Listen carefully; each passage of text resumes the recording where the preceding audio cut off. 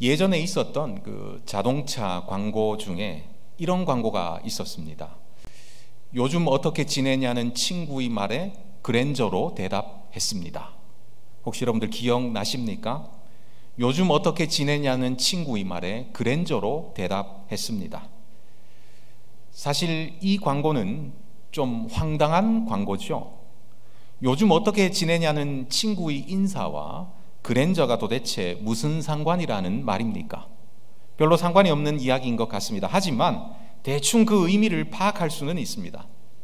내가 그랜저를 살 만큼 잘 지낸다, 내가 그랜저를 탈 만큼 잘 나간다, 뭐 이런 의미겠지요. 지금에야 뭐 그랜저보다 고급 승용차가 많지만 그때는 사실 이 그랜저가 고급 승용차의 대명사일 때였습니다. 아무튼 이 광고가 나간 뒤에 사람들이 말이 많았습니다. 어떤 사람들은 저런 친구라면 더 이상 만나지 말아야 된다라고 말하는 사람들도 있었습니다.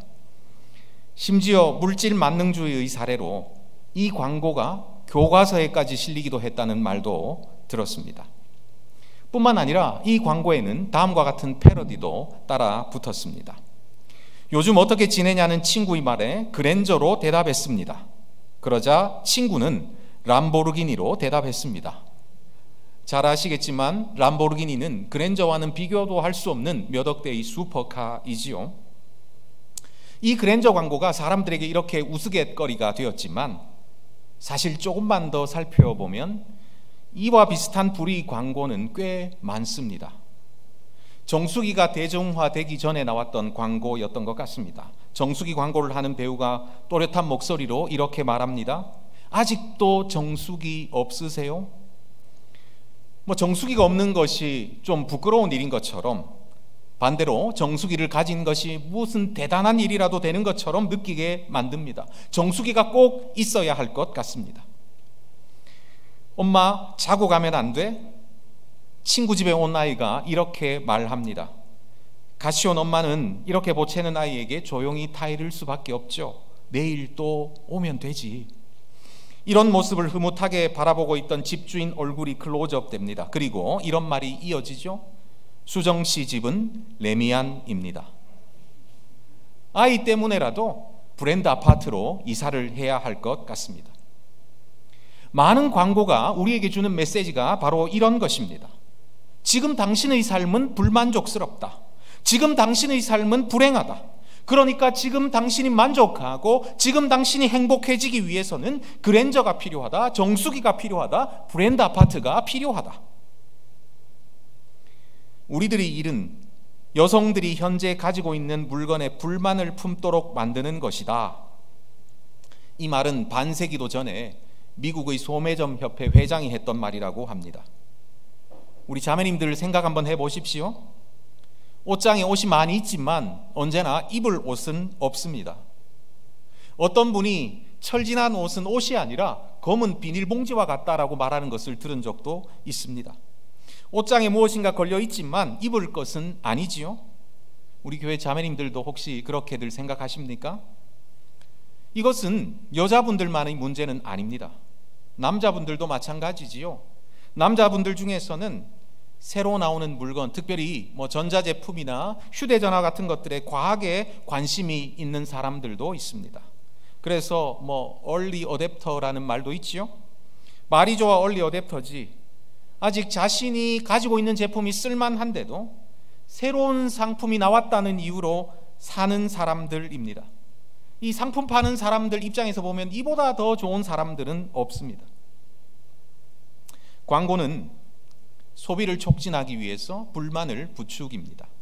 그리고 이것만 가지면 행복해질 수 있을 것이라고, 저것만 가지면 만족할 수 있을 것이라고 끊임없이 우리를 유혹합니다. 하지만 이 소비사회에서 우리는 절대로 만족할 수 없고 절대로 행복해질 수가 없죠. 왜 그렇습니까?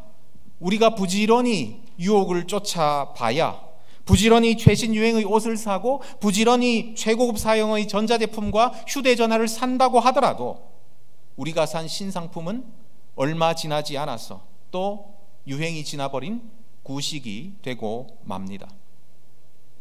하지만 이런 상황이 오직 상품 소비와만 관련된 것은 아닙니다.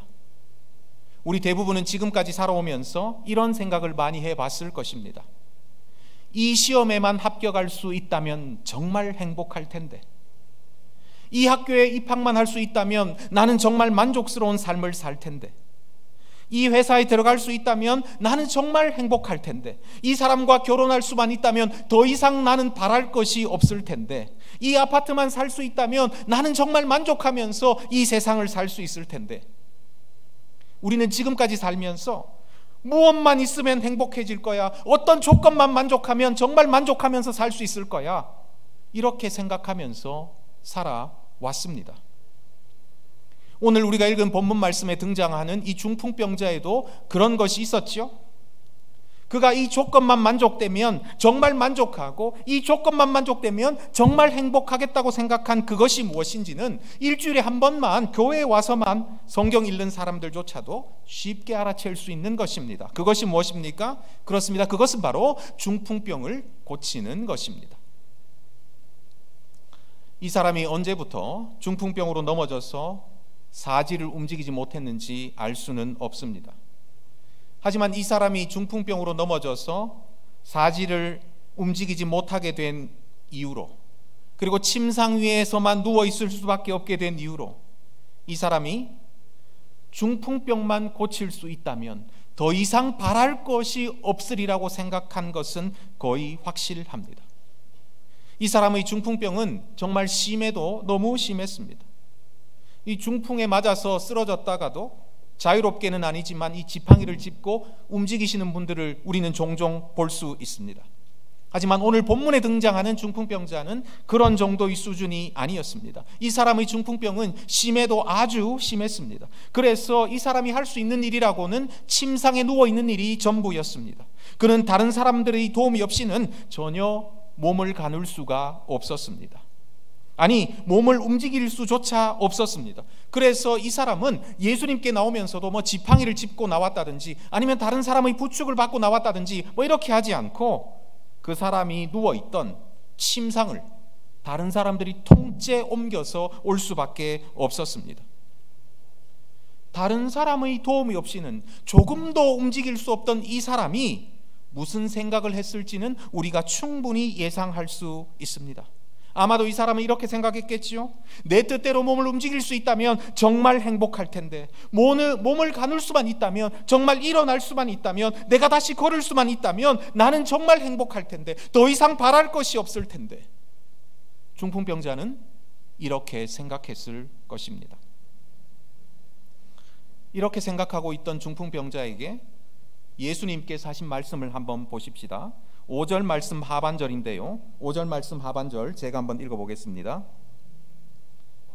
중풍병자에게 이르시되 작은 자야 뇌 죄사함을 받았느니라 하시니. 제가 여러분들에게 잘못 읽어드린 것이 아닙니다. 5절 하반절 제가 다시 한번 읽어보겠습니다. 중풍병자에게 이르시되 작은 자야 뇌 죄사함을 받았느니라 하시니. 아니, 예수님께서 도대체 이 중풍병자에게 무슨 말씀을 하고 계시는 것입니까? 중풍병자의 가장 큰 소망은 바로 중풍병에서 고침을 받는 것입니다. 중풍병에 걸리기 전처럼 손과 발을 움직이는 것입니다. 몸을 가누는 것입니다. 그리고 스스로의 힘으로 침상에서 일어나는 것입니다. 그리고 걸어가는 것입니다. 이것이 바로 중풍병자의 가장 큰 소망, 가장 큰 소원입니다. 하지만 예수님은 그의 소원과 그의 기대와 그의 소망과는 너무도 다른 말씀을 하고 계십니다. 너의 죄사함을 받았다. 우리는 종종 우리 주님께서 우리 기대와 우리 소망과는 전혀 다른 반응을 보이시는 것 때문에 실망할 때가 종종 있습니다. 주님, 저에게는 이것이 필요해요. 이것만 있으면 저는 정말 행복할 수 있을 것 같아요. 하지만 우리 주님은 우리에게 아무 말씀도 하지 않으십니다. 주님, 저는 이번 정기 인사에서 저 자리를 차지하는 것이 정말 중요해요. 제가 저 자리만 얻을 수 있다면 정말 저는 만족하면서 살 수 있을 것 같아요. 하지만 우리 주님은 우리에게 아무 대답도 하지 않으십니다. 내 아들이, 내 딸이 이번에 저 학교만 들어갈 수 있다면, 저 대학에만 들어갈 수 있다면 좋겠어요. 그러면 저는 더 이상 바랄 것이 없겠어요. 우리는 이렇게 간절히 주님께 우리 소원을 아뢰입니다. 하지만 종종 주님은 우리 그 간절한 소원에 응답하지 않으십니다. 주님, 나는 저 사람이 이상형인 것 같아요. 저 사람과 결혼할 수만 있다면 저는 정말 행복할 것 같아요. 더 이상 바랄 것이 없을 것 같아요. 우리는 주님께 이렇게 우리 소망을 아뢰입니다. 하지만 우리 주님은 저 사람은 너와는 아무 상관이 없는 사람이란다, 이렇게 우리에게 말씀하실 때가 있습니다. 여러분들은 이와 같은 경험을 해보신 적이 없습니까?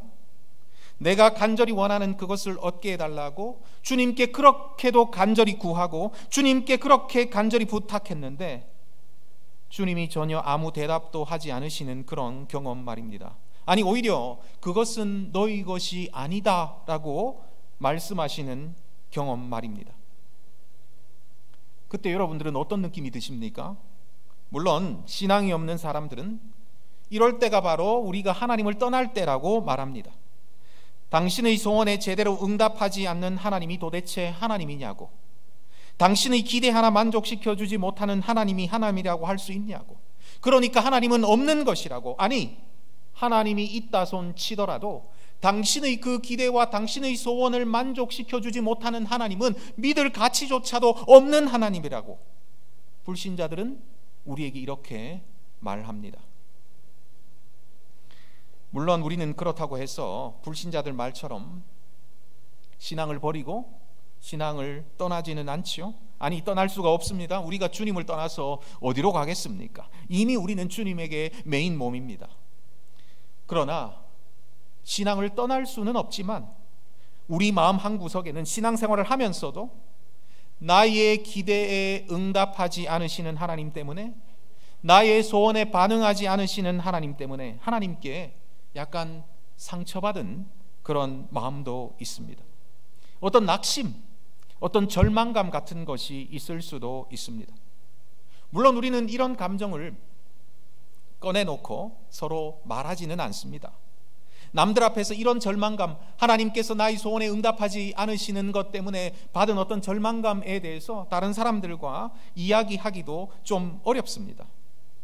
하지만 그럼에도 불구하고 우리 모두 이와 비슷한 감정을 느껴보신 적이 있으실 것입니다. 이런 감정은 사실 우리만 느끼는 것은 아니죠. 시편 기자도 이런 고백을 했습니다. 시편 42편 3절인데요. 사람들이 종일 내게 하는 말이 내 하나님이 어디 있느냐 하오니 내 눈물이 주야로 내 음식이 되었도다. 하나님이 나의 소망에 귀를 기울이지 않으십니다. 하나님이 응답하지 않으십니다. 하나님이 멀게만 느껴집니다. 하나님이 나를 잊으신 것 같습니다. 그래서 절망하고 낙심합니다. 자주는 아니지만 어떤 때는 이런 생각까지 들 때도 있지요. 하나님이 정말 계시기는 한 것인가? 불신자들이 말하는 것처럼 나를 사랑하시고 나에게 관심을 가지시고 나를 아끼시는 그 하나님이 존재하지 않는 것은 아닌가? 정말 이 광활한 우주에서 내 존재 하나 정도에 어떻게 되든 전혀 상관없는 것이 아닌가? 이런 섬뜩한 회의가 들 때도 있습니다. 그러다가 자기 스스로 이런 또 불경한 생각을 한 것에 대해서 스스로 깜짝 놀라고 마음을 다잡기도 하죠. 그렇다면 여러분, 왜 우리 주님은 우리의 소망과는 다른 반응을 보이실 때가 있습니까? 왜 우리 기대에 침묵하시고 심지어 왜 아니라고 말씀하실 때가 있습니까? 그 이유는 바로 우리 주님께서는 우리 행복이, 우리 만족이, 우리가 소망하는 바로 그것으로부터 올 것이라는 우리 기대가 완전히 잘못된 것이라는 것을 알려주시기 위해서 우리 기대와 우리 소망과는 다른 반응을 보이십니다. 우리가 원하는 물건을 손에 넣으면 행복할 수 있을 것이라는 우리 기대가 착각이라는 것을 알려주시기 위해서, 우리가 추구하는 그 성취를 우리가 이루기만 하면 우리가 완전히 만족하면서 살 수 있을 것이라는 우리 기대가 완전히 잘못된 것이라는 사실을 알려주시기 위해서, 우리가 바라는 그 인간관계를 누리기만 하면 이제는 더 이상 바랄 것이 없이 행복하게 이 땅을 살 수 있을 것이라고 하는 우리의 기대가 완전히 그릇된 것이라는 것을 우리에게 알려주시기 위해서 우리 주님은 우리의 기대와 우리의 소망과는 다른 반응을 우리에게 보이십니다. 예수님은 중풍병자에게 이렇게 말씀하고 계시는 것이지요. 내가 중풍병에서 너를 고쳐주기만 하면 정말 너희 소원처럼 내 힘으로 침상에서 일어나서 내 힘으로 걸어갈 수 있기만 하면 평생 만족하면서 살 수 있을 것 같지? 하지만 그런 만족은 너희 기대와는 달리 결코 오래 가지 않는단다. 예수님은 바로 이 사실을 중풍병자에게 그리고 이 본문을 읽고 있는 우리에게 가르쳐주고 계십니다. 확실히 우리에게 행복을 보장해 줄 수 있을 것처럼 보이던 것들이 우리를 배반합니다. 저는 중학교 3학년 때 그 고등학교에만 입학하면 제가 정말 행복해질 수 있으리라고 생각했습니다. 제 인생에 정말 탄탄대로가 열릴 것이라고 생각했습니다. 그래서 중학교 3학년 때 우리 학교에서는 그 고등학교에 들어갈 수 있는 가능성이 있는 아이들을 모아놓고 밤이 맞도록 공부를 시켰습니다. 아침 일찍 불러서 공부를 시켰습니다. 우리는 코피를 쏟아가면서 공부했습니다. 그 고등학교가 나에게 우리에게 정말 행복을 가져다 줄 것이라고 믿고 정말 열심히 공부했습니다. 그리고 저는 끝내 그 고등학교에 들어갔습니다. 드디어 해냈습니다. 기분이 정말 좋았습니다. 솔직히 말한다면 기분이 정말 너무나 좋아서 세상을 다 가진 듯한 기분이 바로 이런 것이구나 하는 느낌까지 들었습니다. 하지만 정말 단 며칠이었습니다. 그것으로 끝이었습니다. 저는 또 고등학교에 가서도 대학에 가야 더 행복해질 수 있을 거라고 생각하면서 중학교 때보다 더 열심히 공부할 수밖에 없었습니다. 이름 있는 학교가 나에게 참된 만족을 줄 수 없습니다. 어떤 성취가 나에게 참된 만족을 줄 수 없습니다. 새로운 물건이 우리에게 참된 만족을 줄 수 없습니다. 그 어떤 사람도 우리에게 참된 만족을 줄 수 없습니다. 참으로 안타까운 얘기지만 나의 연인도, 나의 남편도, 나의 아내도, 나의 자식들도 나에게 참된 만족을 줄 수가 없습니다. 그랜저를 타자 람보르기니가 보이기 시작합니다. 겨우 아파트를 장만하자 이제 브랜드 아파트가 보이기 시작합니다. 이런 현상이 단지 욕심 많은 사람들의 몇몇 사람들만의 문제입니까? 아니면 사람들이 불만을 자극하고 사람들이 욕심을 자극하는 이 자본주의 사회에서 살아가는 사람들만의 문제입니까? 그렇지 않습니다. 오래전에 철학자 플라톤은 인간의 본성에 대해서 말하면서 인간은 깨진 항아리와 같다라고 말했습니다. 깨진 항아리. 맞습니다. 인간은 깨진 항아리와도 같습니다. 차자마자 바로 비기 시작합니다. 이것이 바로 인간의 본성입니다. 우리의 불만족은 무엇인가를 얻었다고, 무엇인가를 소유했다고, 무엇인가를 성취했다고 해결되는 것이 아닙니다.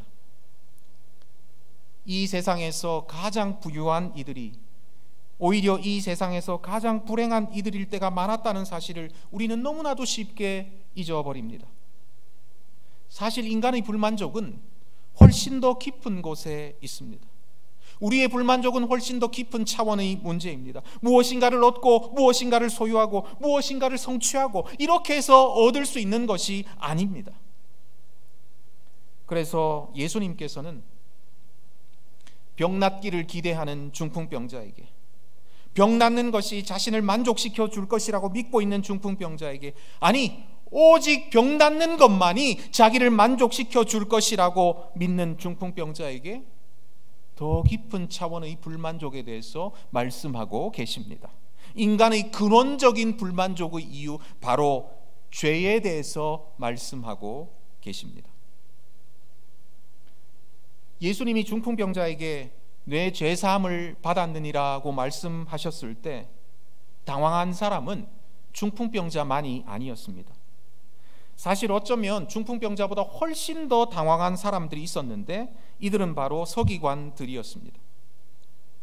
이 서기관들은 인쇄 기술이 없던 시절에 성경을 필사하던 일을 주로 담당하던 사람들이었습니다.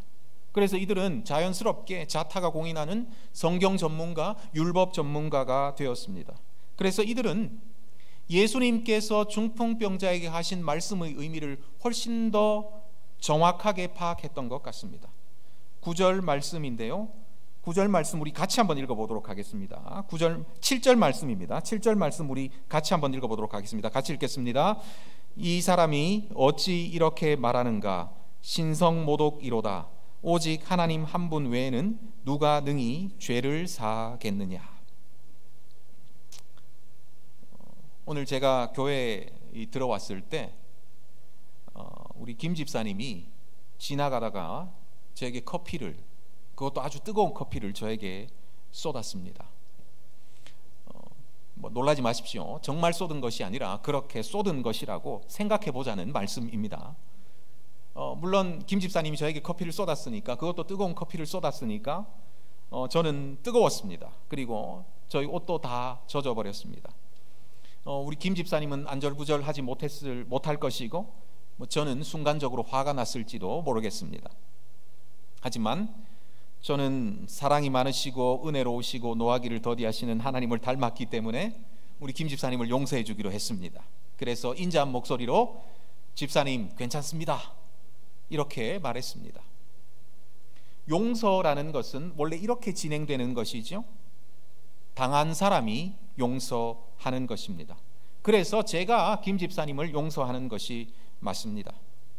그런데 김 집사님이 나에게 커피를 쏟았는데, 내가 뜨거운데 내 옷이 다 젖었는데, 우리 그 광경을 보고 지나가시던 우리 정 목사님께서 그 상황을 보고 김 집사님, 제가 집사님을 용서합니다, 이렇게 말하고 지나갔다고 치십시다. 이건 제대로 된 상황이 아니죠. 우리 정 목사님은 제가 참 존경하고 흠모하는 선배님이십니다만, 우리 정 목사님께서 정말 그렇게 하고 지나가셨다면 아마 저는 더 이상 정 목사님을 만나고 싶은 마음이 들지 않을지도 모르겠습니다. 용서라는 것은 상관없는 사람, 지나가는 사람이 하는 것이 아니지요. 용서는 누가 합니까? 용서는 당한 사람이 하는 것입니다. 그러므로 예수님께서 중풍병자에게 죄를 용서한다고 하신 것은 중풍병자가 예수님께 죄를 지었다는 의미입니다. 예수님이 중풍병자에게 무엇인가 당한 것이 있다는 말이지요. 중풍병자가 예수님을 처음 만났는데 예수님에게 어떤 나쁜 일을 한 적이 있겠습니까? 예수님에게 무슨 죄를 지은 적이 있겠습니까?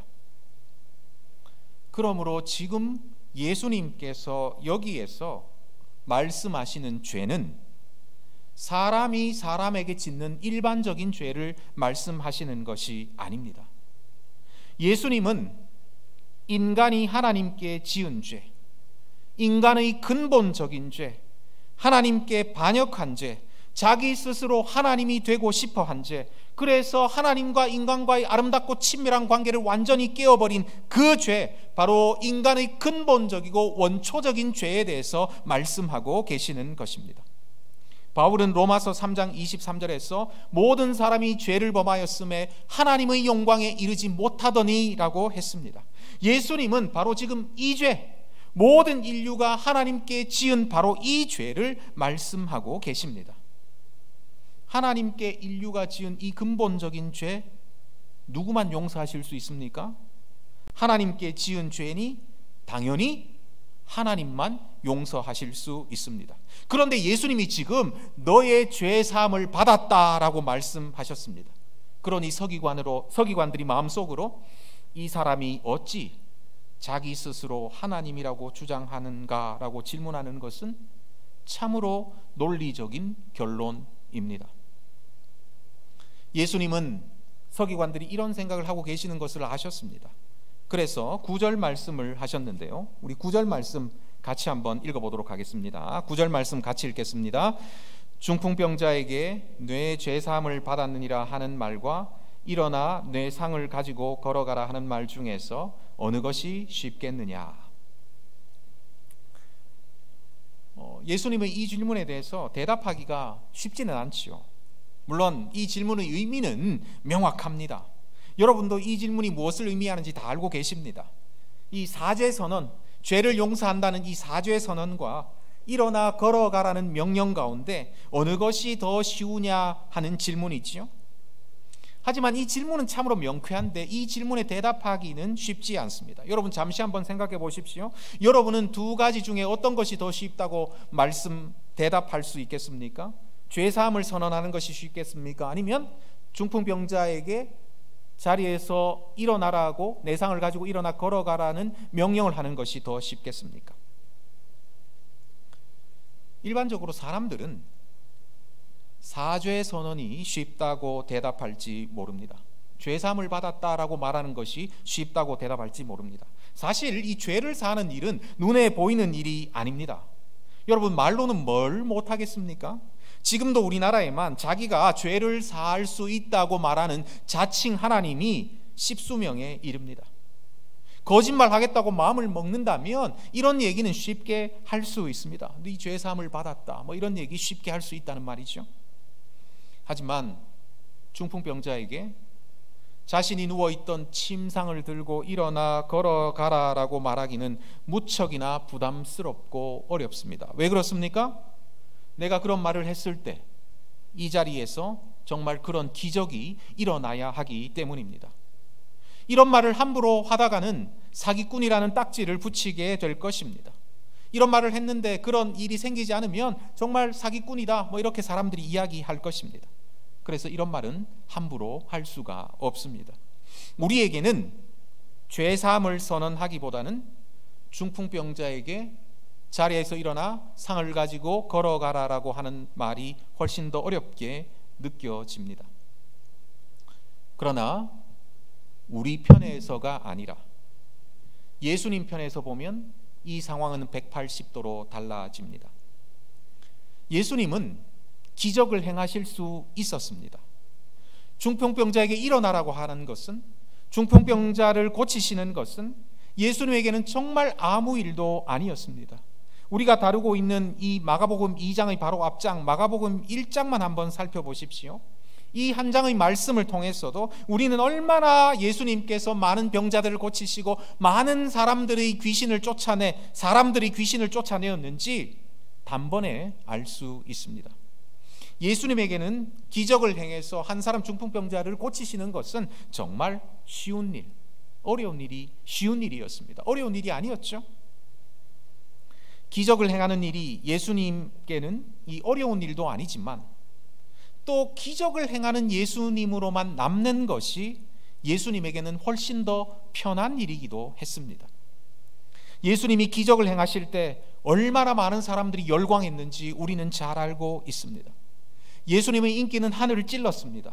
오늘 우리가 읽은 본문만 보더라도 예수님의 인기를 능히 짐작할 수 있죠. 1절과 2절 보십시오. 제가 한번 읽어보겠습니다. 수일 후에 예수께서 다시 가버나움에 들어가시니 집에 계시다는 소문이 들린지라 많은 사람이 모여서 문 앞까지도 들어설 자리가 없게 되었는데, 예수님 소문이 나자마자, 예수님께서 계신다는 소문이 나자마자 예수님 보기 위해서 사람들이 몰려들었습니다.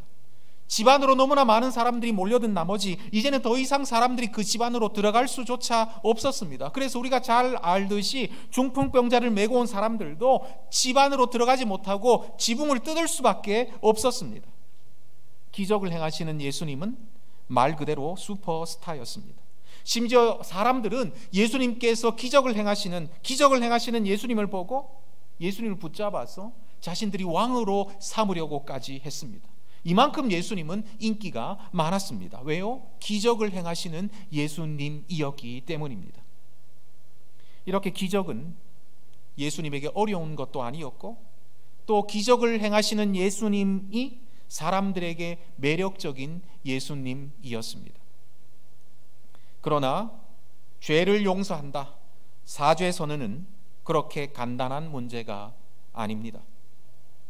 예수님께서 자신이 스스로 죄를 용서하실 수 있다는 것을 나타내 보이시는 순간 사람들은 예수님을 이상한 사람 취급하기 시작합니다. 예수님이 죄를 용서하실 수 있는 하나님이라는 사실을 알리시는 순간 오늘 본문에서처럼 벌써 서기관들은, 율법 전문가들은 예수님을 신성모독자로 의심하기 시작합니다. 그리고 예수님을 죽이려고까지 합니다. 아니, 끝내 예수님은 신성모독자라는 제목으로 십자가에서 죽음을 맞이하시게 될 것입니다. 기적은 예수님의 말씀으로만 이루어질 수 있는 것입니다. 그러나 죄 용서는 예수님의 말씀으로만 이루어질 수 있는 것이 아닙니다. 그러면 죄 용서는 어떻게 이루어집니까? 죄 용서는 예수님 자신을 주심으로만 이루어집니다. 죄 용서는 예수님의 십자가의 죽음을 통해서만 이루어질 수 있습니다. 오늘 본문에서 어느 것이 쉽겠느냐라고 물으셨던 예수님은 중풍병자의 죄를 용서해 주시기 위해서 어려운 길을 걷기 시작하셨습니다. 예수님은 중풍병자의 죄를 용서해 주시기 위해서, 더 나아가 저와 여러분들이 죄를 용서해 주시기 위해서, 죄로 인해서 깨어졌던 하나님과 우리와의 관계를 회복시켜 주시기 위해서 예수님은 벌써 마가복음 2장 이 복음서의 시작에서부터 힘든 길, 어려운 길, 십자가의 길을 걷기 시작하셨습니다. 예수님은 중풍병자를 위해서, 그리고 우리를 위해서 오히려 힘든 것, 오히려 어려운 것을 선택하셨습니다. 우리가 만족하기 위해서 우리에게 필요한 하나님은 우리의 소원이라면 무엇이나 들어주시는 그런 하나님이 아니십니다. 왜냐하면 처음에도 말씀드렸지만 우리는 우리가 소원하는 것을 얻고, 우리가 소원하는 것을 소유하고, 우리가 소원하는 것을 성취했다고 해서 절대 만족할 수 있는 존재가 아니기 때문입니다. 우리의 불만족은 피부가 아니라 피부 아래 저 깊은 곳에 있습니다. 우리의 불만족은 근본적인 문제입니다. 바로 죄의 문제입니다. 그러므로 우리가 진정 만족하기 위해 우리에게 필요한 하나님은 다른 하나님이 아니라 바로 죄를 용서해 주시는 하나님입니다. 죄로 인해서 산산이 깨어져 버린 하나님과 우리의 관계를 회복시켜줄, 하나님과의 친밀하고도 그 아름다운 관계를 회복시켜줄 바로 그 구원자가 우리에게 필요합니다. 예수님은 중풍병자가 소원하는 것을 들어주시기 이전에 바로 이 사실을 중풍병자에게, 그리고 우리에게 알려주십니다. 우리가 진정 만족하기 위해서 정말 바라고 기대해야 할 분이 누구인가 우리에게 가르쳐 주십니다. 그분은 바로 우리의 죄를 용서해 주시는 분, 그래서 하나님과 우리 사이에 깨어져 버린 그 관계를 회복시키는 바로 우리의 구원자 예수 그리스도, 그분 자신이라는 것을 말입니다. 예수 그리스도 그분만이 우리에게 참된 만족을 주실 수가 있습니다. 예수님만이 우리에게 만족이 되십니다. 14세기, 15세기를 살았던 영국의 수도자 로리치의 줄리안은 예수 그리스도만이 자신에게 근본적인 만족을 주실 수 있다는 사실을 잘 알았습니다. 그래서 그는 당신으로 저는 족합니다라는 기도문에서 이렇게 기도하고 있습니다. 주님의 선하심을 따라 주님 자신을 제게 주소서. 제게는 주님만 있으면 충분하기 때문입니다. 주님이 아닌 것을 주님만큼 값지다고 생각하고 구하는 것은 옳지 않습니다. 만일 제가 주님 아닌 다른 어떤 것을 구한다면 저는 늘 부족함을 느끼게 될 것입니다. 오직 주님 안에 있을 때 저는 모든 것을 가지고 있는 것입니다. 그러므로 주님의 선하심을 따라 주님 자신을 제게 주소서. 교회 밖을 나가는 순간 우리는 또 우리를 만족시켜 줄 것 같은 수많은 것들의 유혹 속에서 살아가게 될 것입니다. 우리 주변의 모든 사람들이 그것을 가지기 위해서, 또 그것을 성취하기 위해서 분투하는 현장 가운데서 살아가게 될 것입니다. 그럼에도 불구하고 우리에게 참된 만족, 가장 근원적인 만족을 주시는 분은 오직 주 예수 그리스도라는 사실을 믿고 그분을 바라고 그분을 구하는 저와 여러분들이 되기를 간절히 바랍니다. 기도하겠습니다.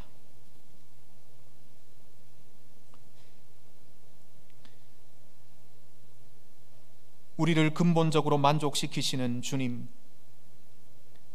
세상이 약속하는 그 작고 보잘것없는 것들을 추구하다가 삶을 허비하는 사람들이 우리 가운데는 한 사람도 없도록 하시며, 오직 우리를 참으로 만족시키시는 주님을 추구하고 주님을 따르는 저희들 다 되게 하여 주시옵소서. 주님, 저희들이 목이 마릅니다. 주님, 배가 고픕니다. 주님을 갈망합니다. 주님을 그립니다. 주님을 사모합니다. 우리가 주님으로 말미암아 만족을 누리게 하여 주시옵소서. 올 한 해, 아니 우리 평생 주님을 갈망하는 좁지만 옳은 이 길을 걸어가는 우리 모든 성도들 다 될 수 있도록 주님께서 역사하여 주시옵소서. 이 모든 말씀 우리 주 예수님 이름으로 기도하옵나이다. 아멘.